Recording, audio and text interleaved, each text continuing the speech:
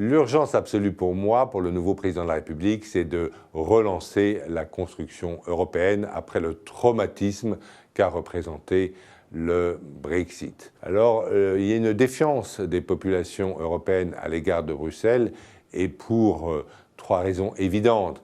La première, c'est que l'agenda de Lisbonne, qui avait été solennellement décrété en mars 2000, de faire de l'Union européenne une économie de la connaissance la plus performante du monde, une sorte de gigantesque Californie, eh bien cet agenda n'a pas du tout été respecté, n'a pas été mis en application. Et là, il faut dire quelque chose au peuple européen, et notamment aux Français, pour savoir comment on va relancer l'entrepreneuriat et l'industrie, quel type d'industrie pour l'Europe.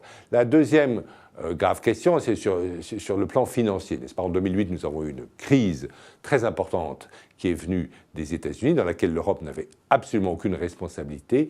Et il n'y a eu personne dans l'Union européenne qui a expliqué aux populations européennes comment on allait protéger ces populations et ces entreprises européennes par rapport à cette crise financière qui venait des États-Unis et en quoi on a progressé. Personne n'est capable de le dire et c'est tout à fait dommage. Et enfin, il y a le problème de la politique extérieure. Les printemps arabes datent de début 2011. En 2015, on a eu une crise gigantesque de migrants qui semble ne pas avoir du tout été anticipée par les autorités européennes alors qu'elles ont à leur disposition un service diplomatique commun fort coûteux.